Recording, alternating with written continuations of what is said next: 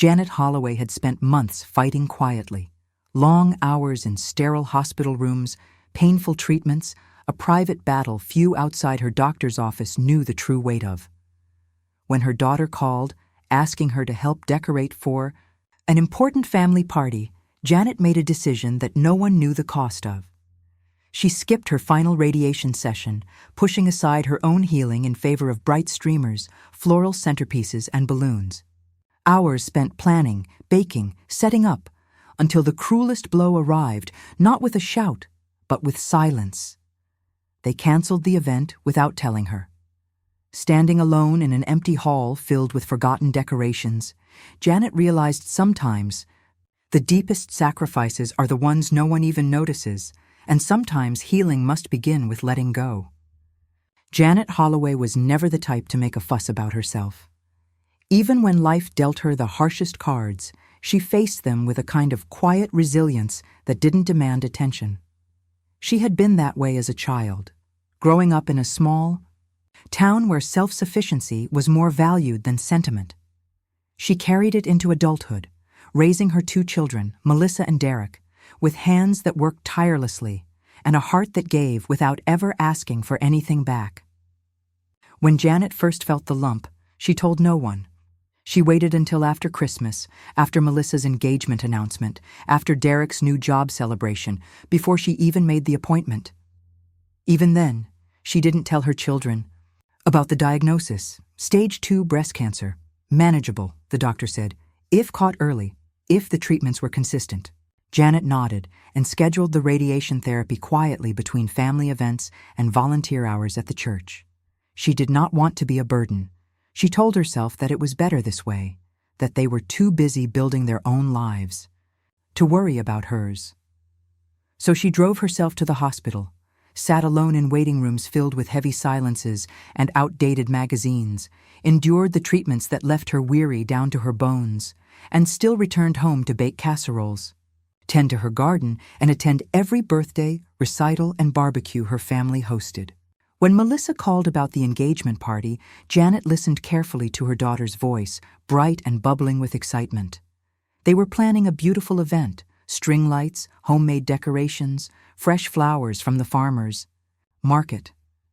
Melissa gushed about the vision she had and asked if Janet could help pull it together, maybe even take the lead on the setup since Melissa's work schedule was so packed. Janet hesitated for only a moment.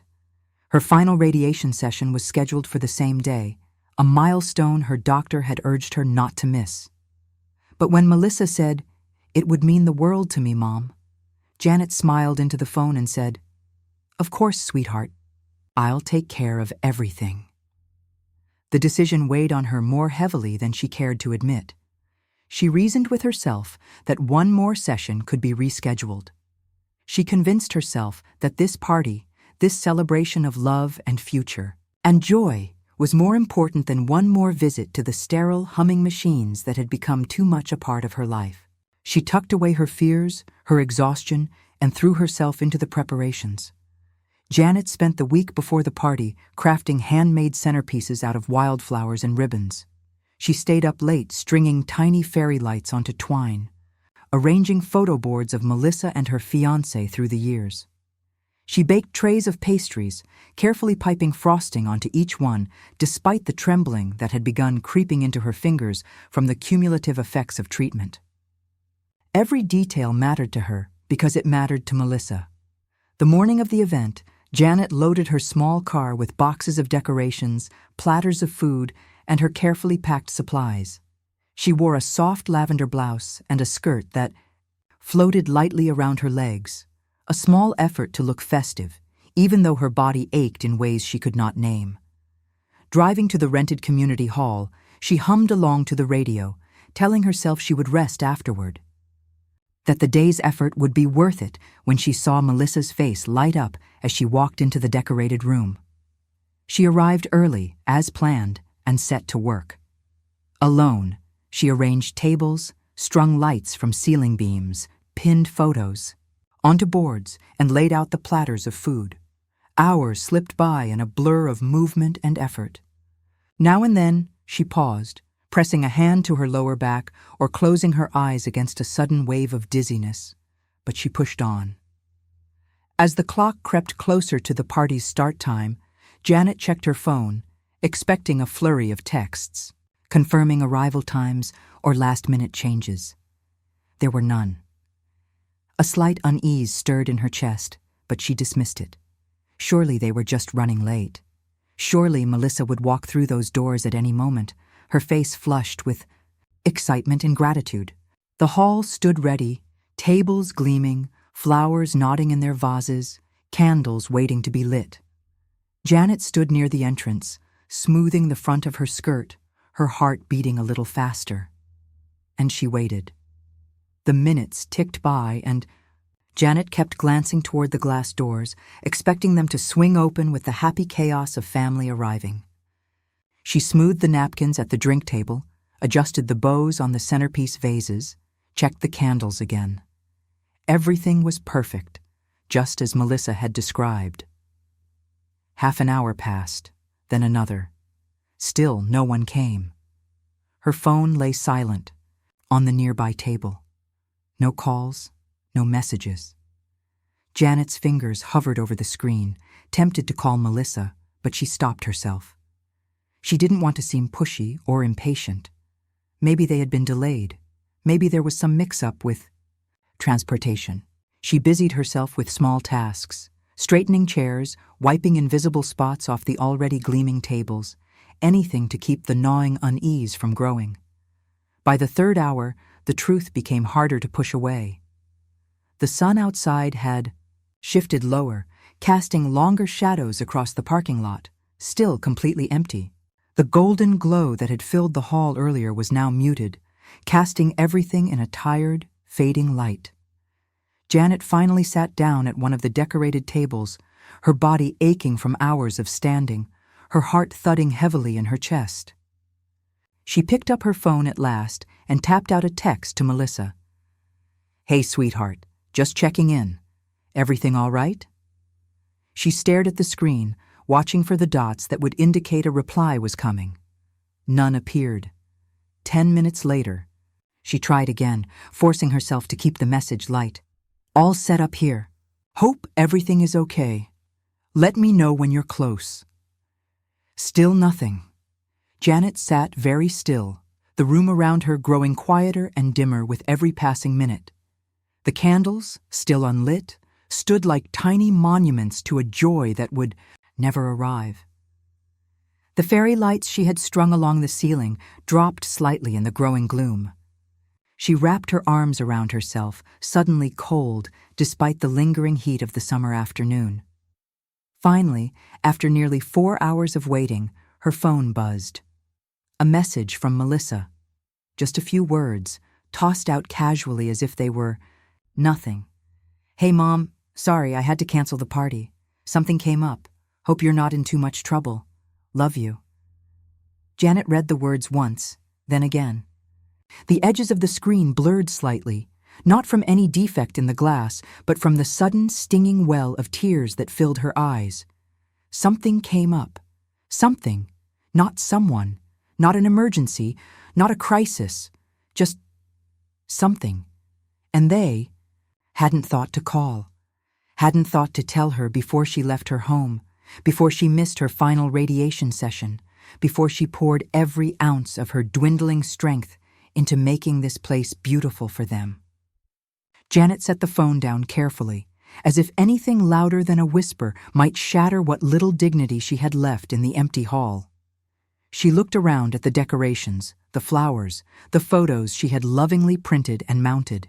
She thought about the hours spent planning, crafting, baking, hours stolen from the limited energy she had, from the healing she needed. She thought about the drive she had made that morning, humming softly, heart filled with hope, believing that this small sacrifice was worth it for her family's happiness.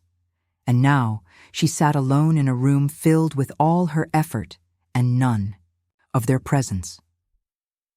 For a long time, Janet simply sat there, the weight of it pressing down so heavily that she could hardly move. She wasn't angry. She wasn't even surprised, not really.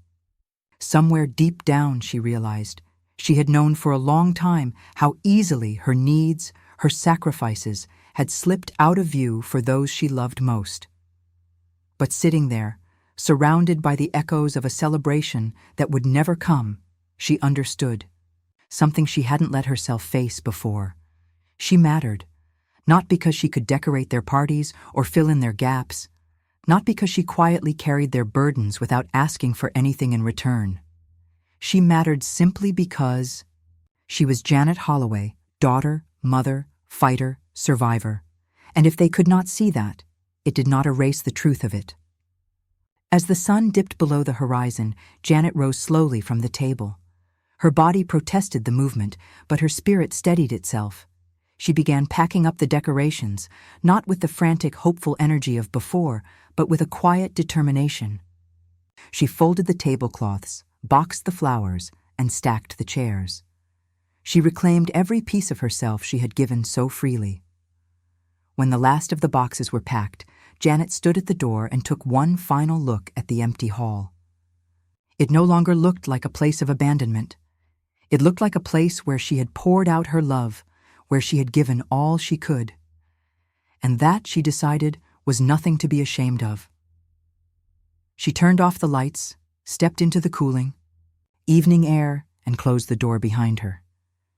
Janet drove home slowly, the night settling around her like a heavy blanket. The streets were nearly empty, the faint hum of distant traffic the only sound. She kept the radio off, letting the silence fill the small space of her car. It was better this way. She needed quiet to think, to sort through the complicated tangle of emotions that churned inside her chest. When she pulled into her driveway, the porch light flickered warmly, a small, steady beacon. She gathered the boxes from her trunk, cradling them carefully against her side. Her arms trembled from the strain, but she refused to make 2 trips. She pushed open the front door with her hip and stepped into the soft, familiar scent of home. Lemons and lavender and old wood warmed by the day's sun. She set the boxes down in the front room and stood there for a moment, feeling the loneliness seep deeper into her bones. The house felt larger tonight, the rooms too wide, too quiet. She crossed to the kitchen, filled a kettle with water, and set it on the stove to boil. Moving through the motions steadied her, gave her hands something to do while her mind raced ahead. Had she allowed herself to become invisible? Had she made it too easy for them to forget her? The questions turned over and over in her mind, scraping against her heart with sharp, painful edges. She had taught them to chase their dreams, to move forward without fear. She had stood behind them at every graduation, every new beginning, clapping until her hands ached. She had celebrated every triumph and comforted every failure. And somewhere along the way, she had faded from the center of their lives to the edges, no longer needed unless it was convenient. The kettle whistled sharply, breaking her reverie. She poured the water into a chipped mug, added a tea bag, and carried it to the small table by the window. Outside, the garden she had tended for years swayed gently in the night breeze. The roses were heavy with late summer blooms, their scent reaching faintly through the open window. Janet wrapped her hands around the mug, drawing comfort from its warmth. She thought about her final radiation session, the one she had missed, the one she could not simply reschedule as she had tried to convince herself. Treatment had a rhythm, a discipline, and missing a session threw off that careful balance. Her doctor had explained it plainly at her next appointment, his face kind but firm. They would need to reassess, extend the treatment plan.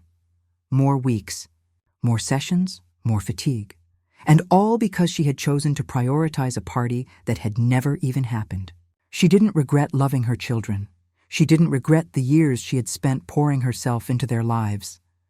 But sitting there in the dim light of her kitchen, she began to realize that love given freely must sometimes be paired with love reserved for oneself. No one had forced her to skip her session. No one had demanded it. She had made that choice, believing it would bring happiness, believing it would matter. And in their silence, their casual dismissal, she saw how little. They understood the cost. It wasn't just the mistreatment. It was the message behind it, that her sacrifices were so expected, so commonplace, that they no longer registered as sacrifices at all. She was not angry. Janet's heart didn't easily make room for bitterness, but she was tired. Tired of shrinking her own needs, tired of telling herself that love meant erasing her own boundaries, tired of hoping they would see what she could no longer carry alone. The next morning, Janet rose early, her body still sore, her spirit weighed down but steadier somehow. She brewed a pot of coffee, packed up the boxes of decorations neatly, and labeled them clearly. Melissa's party, unused. She drove to Melissa's house and left the boxes on the porch with a short, simple note tucked on top. Everything is here. Hope you can use it someday. Love, Mom. No accusations, no anger, just the facts. Then she turned and walked away, her steps slow, but firm. She didn't need to be anyone's afterthought. She didn't need to keep sacrificing herself on the altar of other people's convenience. She would finish her treatments. She would fight for her health with the same stubbornness she had once reserved for her family's dreams. And this time, she would fight for herself first. As Janet drove back home, the morning sun rose behind her, painting the sky in pale pinks and golds. And for the first time in a long time, she allowed herself to hope that the life still stretching before her might finally belong to her. In the quiet weeks that followed, Janet lived with a different kind of awareness. It was not bitterness that grew inside her, but a painful clarity. She could no longer pretend that love alone guaranteed understanding, nor that sacrifices would eventually be recognized if only she gave enough of herself. Instead, she learned to sit with the reality of her feelings, disappointment, sorrow, and also an unexpected sense of release. She returned to her radiation treatments, more cautious now, more fiercely protective of her appointments. She no longer rearranged her life to make space for others' expectations. When Melissa called, bright and breathless about a new weekend getaway she was planning, Janet listened politely, but did not offer to help pack or house-sit the dogs. When Derek texted about needing a loan for a business idea, she answered with, "A firm but kind. I'm sorry. I'm focusing on my health right now." It felt strange at first, almost disloyal, to set boundaries where she had always thrown open the gates. But each time she chose herself, a little more of her strength returned.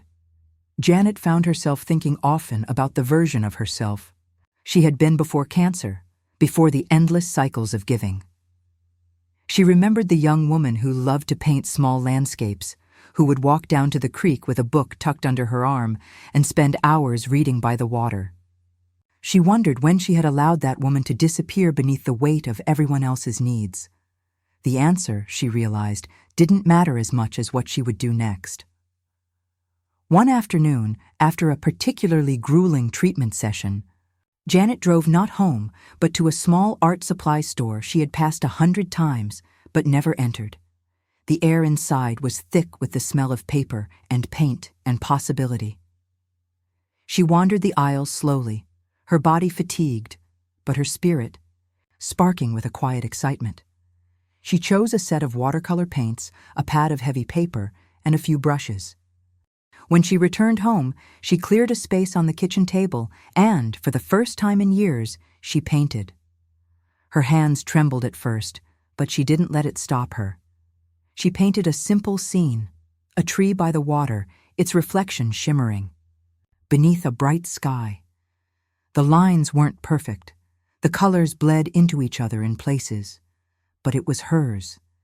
It was a piece of herself she thought she had lost, but had only been waiting, patiently, to be reclaimed.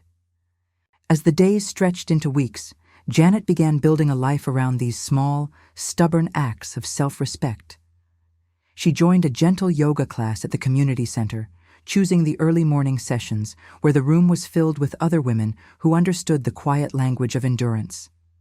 She started baking for herself again, not for parties or family gatherings, but because she loved the feel of dough in her hands, the smell of cinnamon in the air, and she began saying no, not with anger, not with guilt, but with a simple certainty that her time, her energy, her heart were valuable, and she had the right to decide how to spend them. Her relationship with Melissa and Derek didn't end, but it changed. They noticed, in small ways at first, the missed calls Janet didn't rush to return, the invitations she sometimes declined without elaborate excuses. Melissa, puzzled, once asked if something was wrong, her voice tinged with impatience. "No, sweetheart," Janet had said gently. "Nothing's wrong.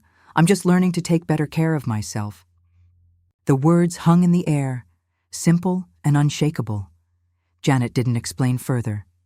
She didn't offer to make it easier for them to accept. She let it be. At first, the distance felt strange, almost like a betrayal of the patterns they had all lived by for so long. But over time, Janet found that the space she created didn't isolate her. It allowed her to breathe. She still loved her children deeply, but she no longer placed their comfort above her own well-being. She had given them everything she could. Now, finally, she was learning to give something back to herself. Each morning, as she sipped her tea and watched the sun rise over her quiet garden, Janet felt a little more whole. Not because her children had changed, not because the world had suddenly become fairer or more kind, but because she had changed. She had chosen, at last, to stand fully inside her own life. And that choice, quiet and steadfast, was saving her in ways no one else ever could. One crisp Saturday morning, Janet decided to visit the local farmer's market, something she hadn't done in years. The air was cool and fresh, the market alive with soft music, the scent of fresh bread and ripe fruit filling the breeze. She wandered through the stalls slowly, taking in the vibrant colors of the produce, the handcrafted soaps, the knitted scarves. For the first time in what felt like forever, she wasn't rushing for anyone. She wasn't thinking about decorating a party, preparing a dish for someone else's table, or filling a role that no one truly saw. She was simply living, moving through the world on her own terms. At a small booth near the center of the market, she found a local artist selling watercolor paintings.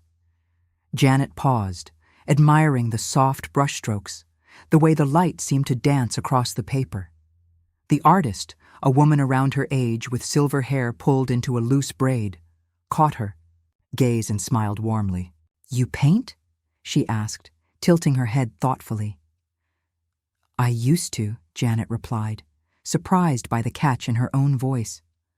"Well," the woman said, her voice gentle, "it never really leaves you. Sometimes it just waits for you to come back." Janet smiled, feeling something tender unfold inside her. They talked for a while, about paints and paper, about the simple joy of creating something with your own hands. Before she left, the woman invited her to a small painting group that met on Wednesday mornings at the community center. "We're not fancy," she said with a wink. "Just a few of us who remember how good it feels to make something just for ourselves." Janet promised to think about it, and for the rest of the day, the idea warmed her like a small fire inside her chest. That night, as she sat at her kitchen table, a new pad of watercolor paper in front of her, Janet realized something. She was beginning to heal, not just from the illness that had weakened her body, but from the years she had spent ignoring her own heart. She was finding herself again, not through grand gestures or dramatic declarations, but through small, steady steps, through mornings at the market, through afternoons with a brush in her hand, through choosing, again and again, to believe that her own happiness was worth the effort. And in that quiet, stubborn reclaiming of her life, Janet found a kind of relief more precious than anything she had dared to hope for. The following week, Janet gathered her courage and attended the painting group. The community center smelled faintly of coffee and old books, and the other women welcomed her with open warmth, pulling up a chair for her without ceremony. They painted quietly at first, heads bent over paper, but soon the room filled with the low hum of easy conversation. Janet worked slowly, her brush gliding over the page in soft strokes, the colors bleeding into one another with a kind of casual grace. She wasn't trying to impress anyone. She wasn't painting for a gallery opening or a social media post. She was painting because it filled her with a peace she hadn't realized she was missing. For a few precious weeks, it felt as though the world had settled into a gentler rhythm. Janet's health stabilized. Her treatments wound down. She began to regain small pieces of her strength, her energy returning in careful increments. But old patterns are stubborn, and sometimes the people we love pull us back into roles we thought we had outgrown. It started with a phone call from Melissa. "Mom, I have some exciting news," she said, her voice sparkling through the line. "David proposed, officially this time. We're thinking of a small engagement party next month. I know last time things didn't go as planned, but I'd love for you to help organize it. You're so good at that stuff." Janet's heart thudded once, hard. She sat down at the kitchen table, pressing the phone tighter against her ear. Melissa's voice rushed on. "It would really mean a lot to me, Mom. You have such a great eye for details. I was hoping you could do the decorations again. And maybe the desserts? Nothing big, just a few dozen cupcakes. And flowers. I know you're good with that too." Janet closed her eyes. She could almost feel the weight of the old expectations settling over her shoulders, the unspoken assumption that she would say yes, that she would once again put aside her own needs to smooth the way for her daughter's dreams. She thought of the hall she had decorated months ago, the silence that had answered all her effort. She thought of the missed radiation session, the fatigue that had dragged at her bones for weeks afterward. She thought of the small, sturdy joy she had been building piece by piece in the weeks since. And yet, guilt flickered inside her, quick and hot. This was her daughter. This was supposed to be a happy time. "Let me think about it, sweetheart," Janet said at last, her voice steady, but kind. "I'll call you tomorrow." She hung up and sat very still, her hands folded tightly in her lap. That night, sleep eluded her. She turned over the decision again and again. Saying yes would be the easier choice on the surface. No disappointed. Sighs. No awkward conversations. It would mean slipping back into a role she knew how to play, the dependable, invisible helper. It would mean putting her painting aside again, setting her health, her time, her needs second to someone else's. Excitement. But deep down, Janet knew she couldn't go back. Not without losing something precious she had only just begun to reclaim. The next morning, she called Melissa. "Sweetheart," she said gently, "I'm so happy for you. I really am. But I can't take part in the party this time. My health is still my first priority, and I'm finally getting back to doing some things for myself that I've missed for a long time." There was a long pause on the other end of the line. "But Mom," Melissa said, her voice strained, "this is really important to me." "I know," Janet said quietly, "and I'll be there to celebrate with you. But I can't run myself ragged again. I just can't." Another pause, then a sigh. "Okay," Melissa said, a little stiffly. "I guess we'll figure something out." When Janet hung up the phone, her hands trembled slightly, not from weakness, but from the enormity of what she had just done. She had chosen herself, not out of spite, not out of anger, out of a deep, hard-won love for the life she still had to live. And even if it left ripples of disappointment in its wake, Janet knew she had done the right thing. For the first time, in years, she was not a background character in someone else's story. She was writing her own. The days after her conversation with Melissa carried a strange new weight. Janet felt the tension, not in angry words or overt coldness, but in the sudden quiet that slipped into their usual phone calls, the slightly clipped tones, the missed messages that were once answered immediately. It stung more than she wanted to admit. Even now, after everything, some part of her still longed for the old ease between them, the comfortable rhythm of mother and daughter. But this time, Janet didn't reach out to smooth it over. She didn't apologize for putting herself first. She didn't rush to explain or soften the truth she had finally spoken aloud. Instead, she turned her attention inward, trusting that whatever discomfort her boundaries caused would either settle into a new understanding or not. Either way, she would not undo the healing she had fought so hard to begin. At her painting group, Janet found steady comfort. She shared laughter and quiet company with women who understood without needing long explanations. Each brushstroke across the paper felt like another stitch in the fabric of her reclaiming. Small, imperfect, but vital. She painted landscapes and gardens, the memories of places she loved taking shape under her hands. With each finished piece, she felt a flicker of pride that had nothing to do with anyone else's approval. One morning after class, the group gathered for coffee. They talked about upcoming art shows, small ones hosted by the local library and farmers market. The idea of submitting her work made Janet's stomach flutter with nerves, but when the others encouraged her, she smiled and agreed to bring a few pieces. It wasn't about winning awards or impressing a crowd. It was about standing behind something she had made with her own hands, saying, "I was here. I created something. It mattered." The day of the little exhibit, Janet stood beside her two, framed watercolors, a soft smile playing on her lips. Strangers paused to admire them, a few offering kind words that she tucked away like small treasures. Melissa didn't come, though Janet had sent her an invitation. Derek didn't either. But a few neighbors wandered through, and the ladies from her painting group clapped her on the back, their pride genuine and warm. And as she stood there in the soft afternoon light, surrounded by her own quiet triumphs, Janet realized something essential. She didn't need them to show up to validate her life. She had already shown up for herself, and that was the beginning of everything. In the quiet aftermath of the art show, Janet found herself moving through her days with a kind of ease she hadn't known in years.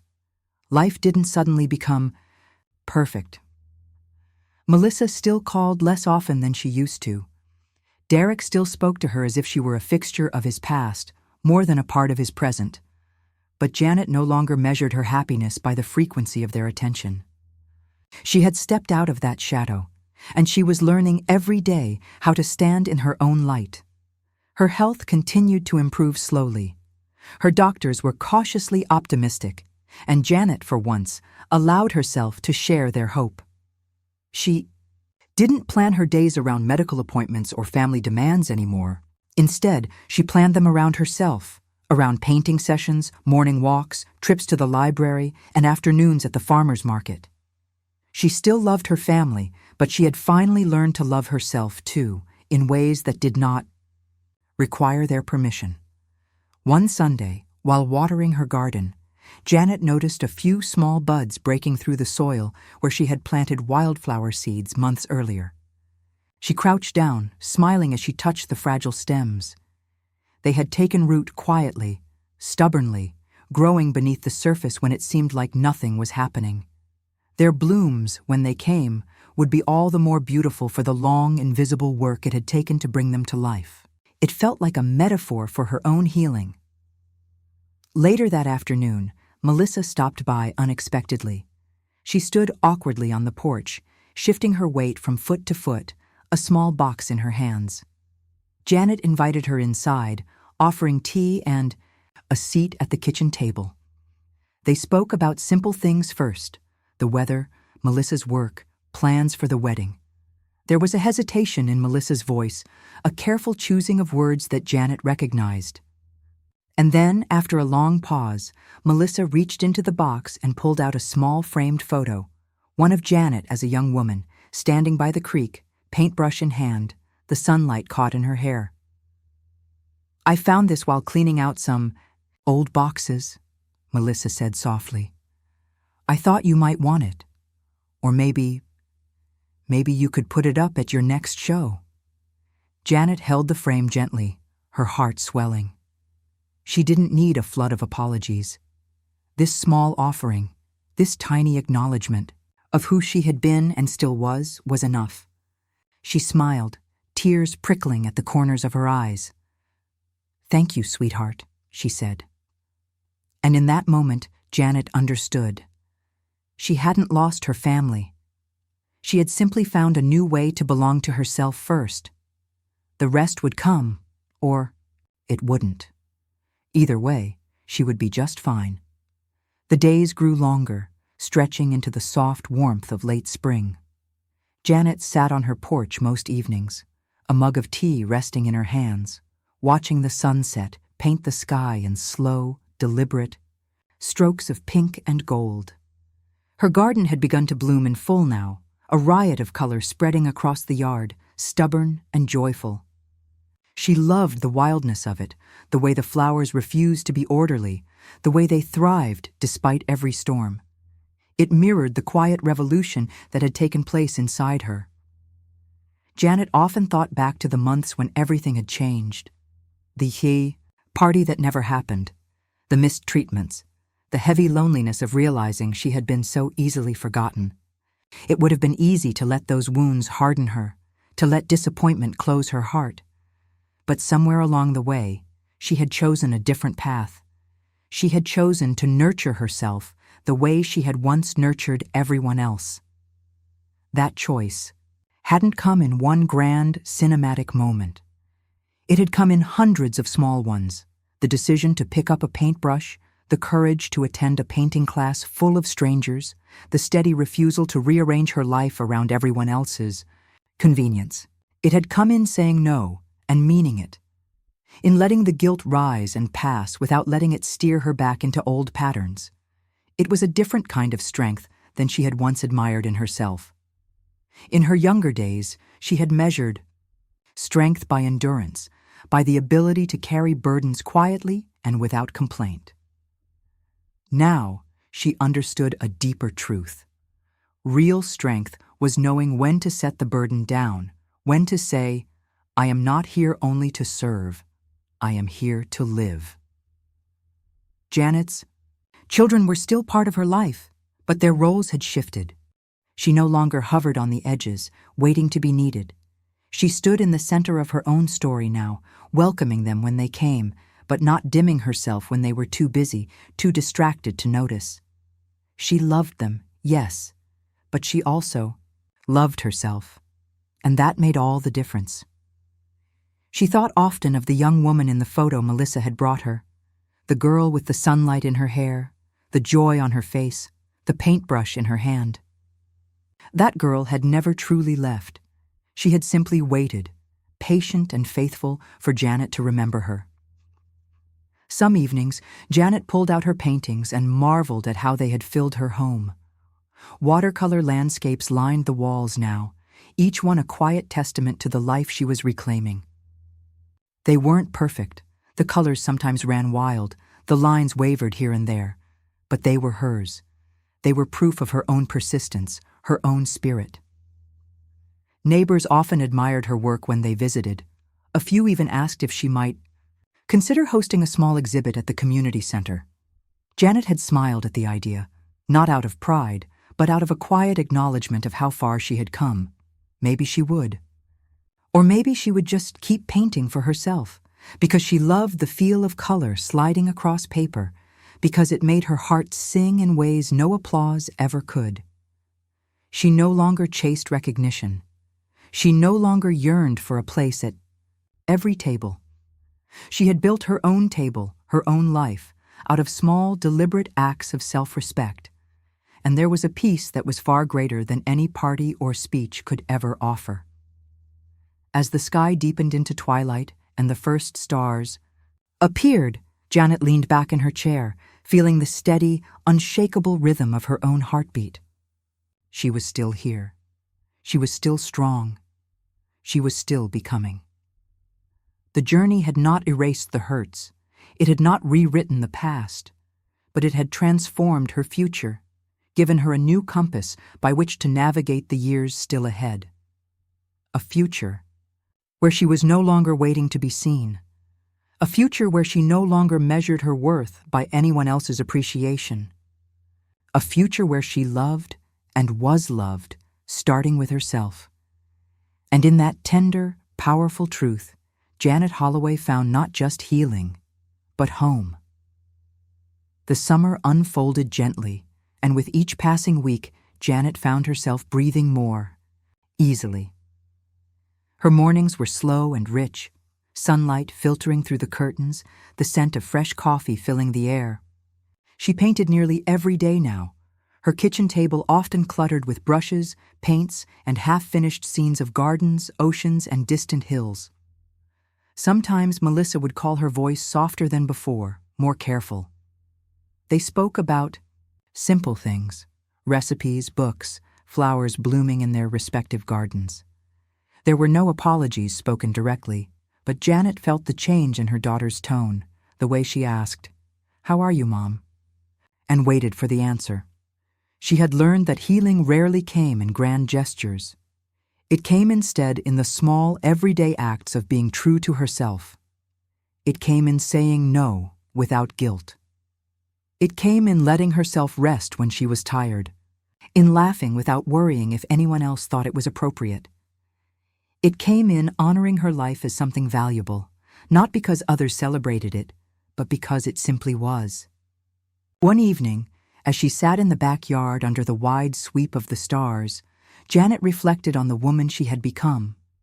Not the mother who always stood in the background, ready to patch the cracks and fill the silences. Not the woman who gave everything until there was little left for herself. She was someone new now, someone who still loved fiercely, but who loved herself just as fiercely. The flowers around her swayed in the night breeze, vibrant and alive. Much like her, they had weathered storms, had bent under heavy winds, and had bloomed again without asking permission. Janet smiled, feeling the deep, steady pulse of contentment in her chest. She had fought for her health, fought for her peace, and now she was living a life she no longer needed to justify. She had not been forgotten. She had simply, finally, remembered herself, and that was more than enough. If Janet's journey touched your heart, share this story with someone who understands the quiet strength it takes to reclaim a life once given away. Subscribe for more stories that honor resilience, self-respect, and the powerful transformation that begins when we finally say, "I am enough." Here, we celebrate those who live not for applause, but for the deep, steady joy of living true to themselves. Thank you for being part of a community that sees the beauty in quiet victories and the courage it takes to love yourself back into wholeness.